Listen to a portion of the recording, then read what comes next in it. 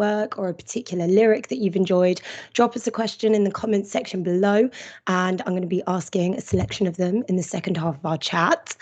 On top of that, one lucky person who sends in a question today will be randomly selected to win a pair of PX7 over-ear noise-cancelling headphones from Bowers & Wilkins, which is a wicked prize. Don't miss out. Get your questions to us.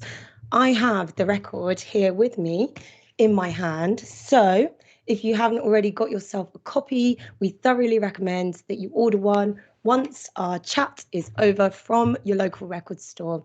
So let's get straight into this week's Record Club and say a big hello to Ian from the Go team. Ian, how are we doing? I love that. We haven't had a harmonica on the Record Club before. It's the first. Also, I noticed you got a sign behind you as well, a Go sign. Yeah, I think I stole it actually, like proper student sort of behaviour. Yeah, dig it. Is okay, yeah. Well, my follow-up question was going to be, is that actually for the Go team? But I guess it's I guess it is now. I think we used it in like band photos, like in 2004, something like that. But it's been knocking around for years. Oh, amazing. Well, you know what? I had to say a huge congratulations on your seventh album, isn't it? Mm-hmm. Wikipedia needs updating. Obviously, such a great achievement to have so many bodies of work out there in the world. Do you still get that same feeling on release day? You know, like the buzz of it. I've heard artists in the past say that it's almost like having a baby. Is this like your seventh baby? I don't know about release day, but I'm definitely as excited about music and songwriting as I ever was. And I've never, it's kind of a lifelong mission. I kind of think of the song as this perfect thing that I've got and I'm never realizing it. And it's this kind of, and I'm, you're constantly striving for these dreamy little melodies. It's a bit like you're mining and you never quite get there. So in terms of ideas and enthusiasm for the process and for inspiration and stuff like that, that's never gone away. That's the same today as it was in 2004.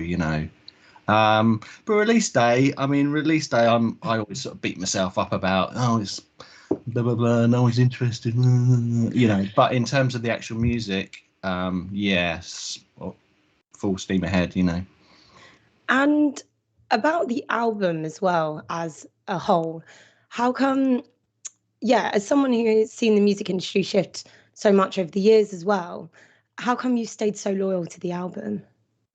As an art form. I guess everyone still does, but I think the Go team really lends itself to the album format because it's about the differences between things. It's about how you ram wildly different songs next to each other. So I think those kind of jump cuts that you get in an album really lends itself to the Go team. And I don't think if you didn't listen to the album, you wouldn't really have a sense of the band as I'd want it to be presented. I think the fact that, you'd have some wig out wild, white noise guitar section next to like a little Charlie Brown song, next to a girl group, next to a Bollywood thing. And it's about those differences that you get across a 40-minute, 30-minute album. So I really think more than lots of bands, I think that's where it's at with the Go team, is the album and the track listing and all that kind of stuff. And you've touched on it already, the idea of the melodies and kind of like searching for new sounds. Is that what you start with then? It's the melody first, and then what happens from there? I'm a hoarder and I'm obsessed with, I think of myself as like being in the hook business almost. And it's finding those dreamy little curvy melodies, and I don't quite know what it is until I hear it, but I sing into my phone, here it is. like over 1,000 ideas on here of me just and I listen back to it, and the good stuff kind of rises to the top over weeks and months of listening, and I think, okay, that bit there could be a chorus, and I try this bit next to it, no, that's not working, and the songs kind of grow out, and I try and get about 6 or 7 ideas within one song. So it's never picking up an acoustic and writing a song from start to finish. It's all sort of sellotaping these little ideas that I've hoarded. Sometimes it could have been written yesterday, sometimes it could have been from 20 years ago, you know. So lots of it's about remembering things and trying things, and I've got a mega document on my computer with all my good shit on it, you know. All my break beats and all my I hope you've got this backed up, by the way. Good point. Yeah. So yes, melody is king, and a bordering on obsession. Melody. Yeah, and I Are never. you super organized as well? Does that come into it? What do you reckon? Can you see my room behind me? Sometimes there's like I'm not. method in the madness, though. Do you know what I mean? I mean, I kind of arrange things by chords and stuff like that, but I'm not naturally an organised person. No. You kind of have to be when you're dealing with samples, though. You know, you just like you want to get your hands on something quickly, and so yeah. And also, again, you touched on it slightly with the different areas and sounds that you have, especially within the album. Like you couldn't just listen to one song and get an idea of the entirety of the Go Team because there's just so much. So I've met Ninja before, and I think it was at the AIM Awards, and I remember meeting her, and she told me all about the Go Team, and this was years ago. And now actually having you on the show, it's quite like full circle. But also alongside her, this album has some amazing features. I mean, you go to West Africa in the first song as well, with Feminine Band. And then also you said Indian Bollywood. We've got Neha Hatwa. I hope I'm saying that correctly. And then, yeah, so many others as well.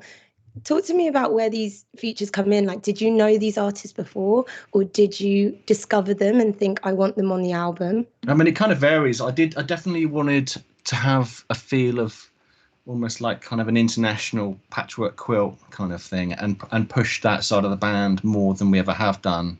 I knew that we'd never really worked with African artists before, and Bollywood singers had never done that before. So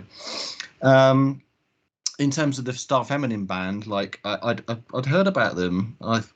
They were an amazing little story, really, because it's about this bloke in Benin called Andre. Realised that there were no girls in sort of learning instruments in Benin, so he organised this after-school club, and he put an announcement on the radio saying, if you want to join this club, come and meet me at the town hall at like 12 o'clock or something. And he turns up and there were like 15 girls there, and he was like, okay, you're on bass, you're on drums, you're on keyboard, and he made them sign like a little contract saying, I'm going to learn, I'm going to do my homework, blah blah blah. And he kind of drilled them into being this band, and I thought, oh, that's got a slot into Go Team world so well, you know. So I sent them I think it was through Instagram or something, but he said, okay, let's Zoom tomorrow at 6 o'clock. So I turned my computer on at 6 o'clock, and bang, they were all there in their village in Benin, like 7 girls, like, hello, you know. And they said, we want to sing a song for you. So they like serenaded me over Zoom for like 5 minutes. I've got it on my phone. It was amazing. And then they asked me if I could sing them a song.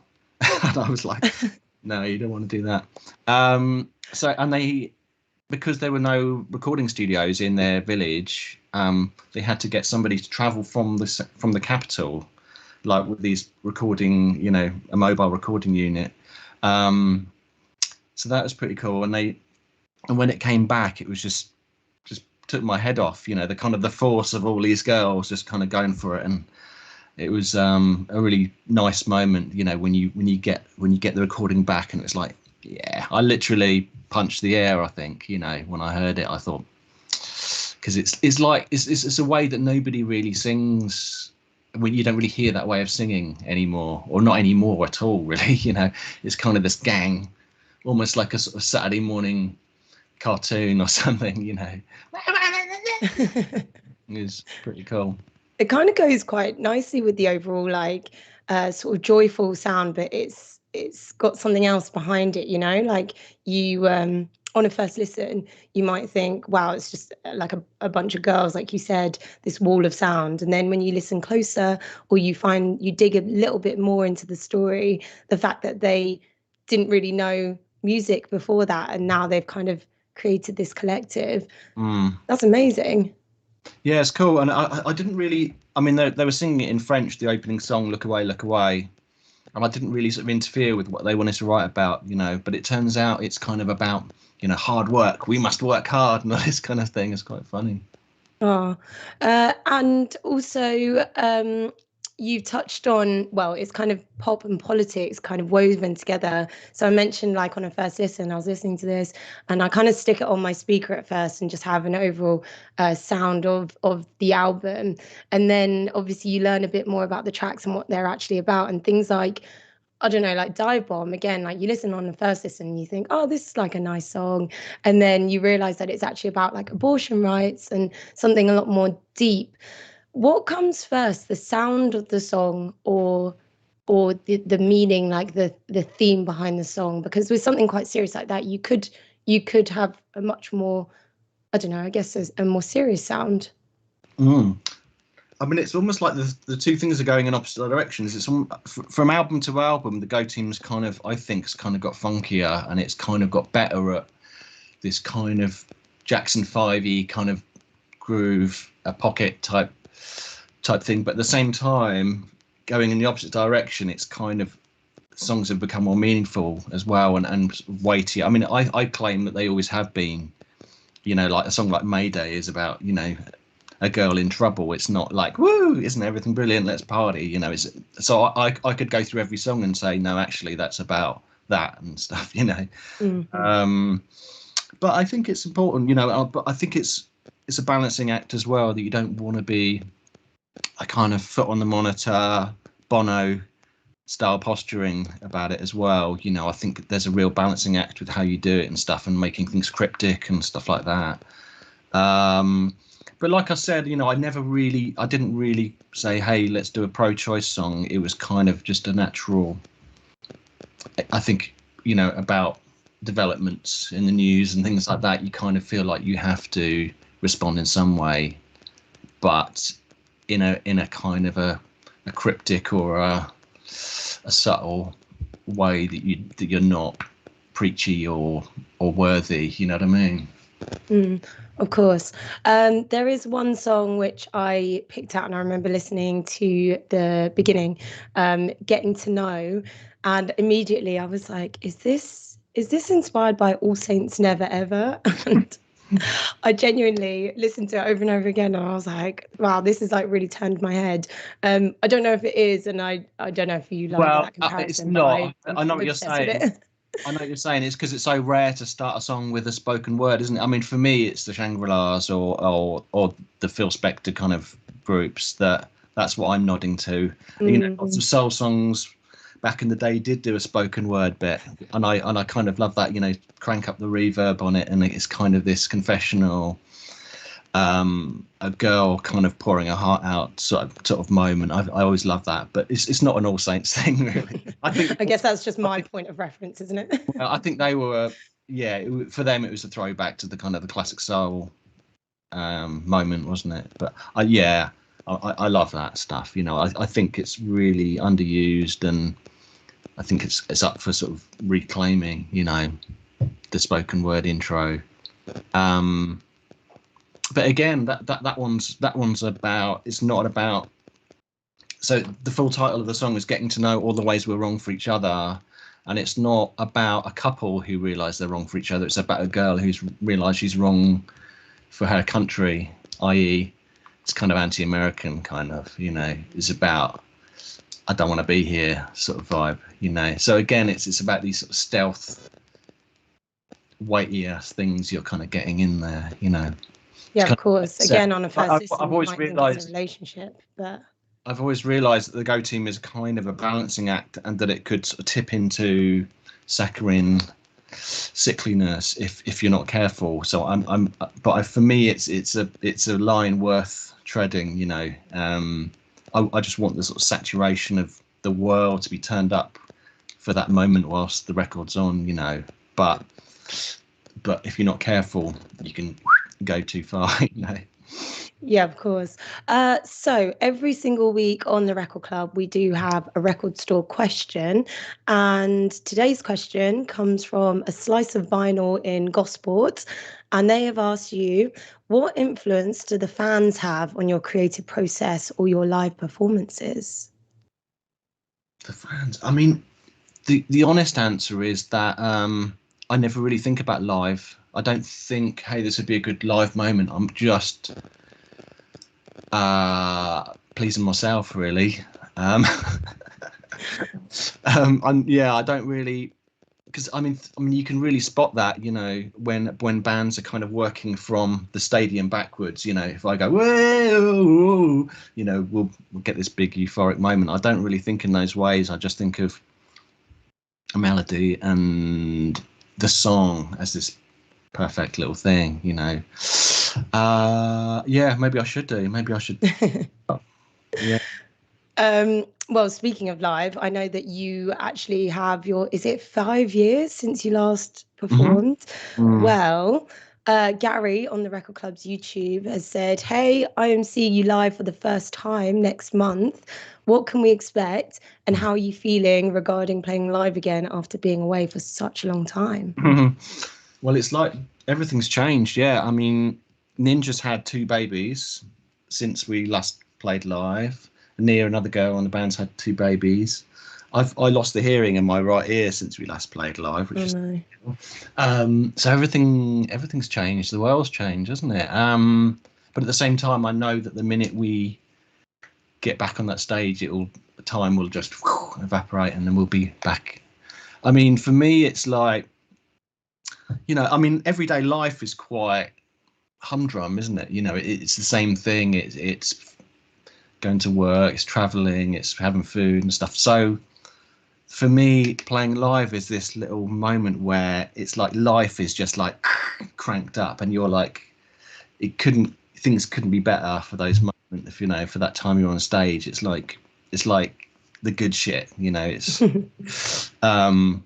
because it's kind of visceral. There's like two drum kits going off, and there's guitars and jumping around and trumpets, and I kind of like that sledgehammer moment when everything just piles in. Yeah. I'm craving that visceral, cranked up moment. Is there a song of this album that you're looking forward to sharing with everyone live? Um. What we're gonna be playing Dive Bomb, Gemini, Going Nowhere, Whammy-O. Whammy-O's turning out pretty cool. Yeah, I mean, the things are quite different live because it's Ninja's much more the kind of the figurehead of the band when we play live, and she's amazing. She's an absolute force of nature that could rival Iggy Pop. On a good night. Um, yeah, I'm looking forward to all. I mean, we're playing songs from across all 7 albums, pretty much. It's kind of regular greatest hits. You mentioned Whammy-O there. Will Nitty Scott be joining you at all? No, no, she's in Brooklyn. Amazing. Well, who else do we have? Bo on the Record Club's Facebook page says, "I noticed a few songs with a theremin on the new album. Was it samples or did you actually play? With Thank you." sorry. With a theremin. Oh, Theremin. Yeah, yeah, Thank you for so many great albums over the years in capitals. yeah. uh, no, it's not sample. I mean, lots of things aren't sampled. I think that's probably overstated as well about the band, is that people think we sample things when we don't. Lots of it's and if it is, sometimes it's made a bit like a chord. So I've written a song and then I kind of build it out of these little chords that no, the theremin was played. Yeah. Woo-hoo! And it crops up a lot. I mean, I like to use instruments that are quite underused. Like harmonicas and steel drums and kalimbas and theremins. Yeah, I recorders, flutes. There's lots of things. I think, why don't more people use these kind of instruments? When you turn on Six Music, often it is just guitar bands and stuff. So I kind of think I want to kind of reclaim these instruments in a way. What is a theremin again? It's like imagine a pole, imagine a woo, and then when you get your hand near, woo, you play it like that. It was on Good Vibrations, that Beach Boys song. Yeah. Woo, like that. There you go. I'm going to need to look up what it actually looks like, to be honest. Rob on the official charts Facebook page has asked or has said, you've done some fantastic remixes that introduce lots of new elements. How do you approach those? And is there anybody that you'd like the chance to remix? I kind of treat it like like a new song. I throw out quite a lot of it. I did an Inspire Carpet ones the other day, and I think I just used the vocals. For me, that's I just grab the things that I actually like and throw everything else out. I like remixes that totally reinvent the song rather than putting a beat under it and saying that's done. I think that's kind of like quite an old-fashioned way of thinking about it. So I kind of like the idea of chopping it up and stuff. Who would I like to do? I mean, just all the stuff I'm into. Cornelius or MBV or all of that lot. Boards of Canada or Bibio or a million people. Oh, that would be cool. Neil on the Record Club's Facebook page says, you're experimental and playful, but what's one thing you haven't somehow managed to get on an album as of yet? What's on the album bucket list? One thing I really want to nail is the idea of channel hopping. So I've had this obsession with the idea of channel hopping even since student days. I called my dissertation film like channel hopping, and it was all kind of choppy. So I really want to have an album which is a lot more sort of schizophrenic and almost feels like you're flipping the dials on a radio. So I kind of want to push that idea, but the trick is to sort of weld that idea onto a pop song, or the perfect song. I'm always trying to satisfy both, because if you don't, then it's just some throwaway sort of art installation. That's the trick, is to make something experimental and catchy at the same time.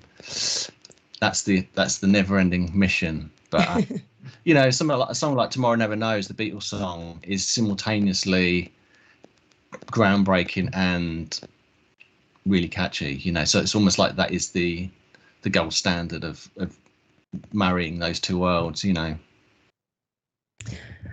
Ian, before I let you go, I do want to ask about the artwork, because obviously we are the Record Club and we encourage everyone to go get their own vinyl copies, support your local record store.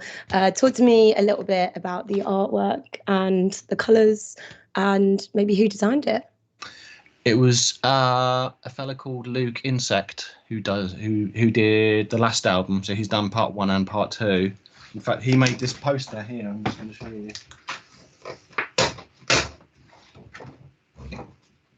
Oh, amazing. Yeah, you can definitely see the style. He did that, and I kind of said, do that, but more, So this was kind of almost like the kickoff, and this is like inspired by like sort of 7-Up artwork and kind of, the pinball number count from Sesame Street, or that kind of psychedelic 60s like Baby Sham adverts or something like that. It was kind of, I love the way it kind of almost looks like it's made out of textile. It's kind That's what I was going to say. When I unwrapped it, I thought maybe it would be like textured. Yeah, it's pretty cool. Amazing. Well, yes, everybody, get your own copy. That is all we have time for today. We have loved having Ian from the Go team join us. Of course, make sure to treat yourself to a physical copy of Get Up Sequences Part 2 now that this episode is over, and get it from your local record store as well. Support your local. I'm also excited to announce that the winner of this week's Bowers & Wilkins Wireless Headphones prize is Gary on the Record Club's YouTube page. Drop us a message on Facebook to claim your headphones. Just slide into the Record Club's DMs. And of course, thank you so much, everyone, for joining us and sending in your questions. Our next guest will be announced on the Record Club's social media very soon. So make sure you're following us. And all previous episodes are available to watch back on our YouTube channel. My name is Jess Iszatt. Ian from the Go team, thank you so much.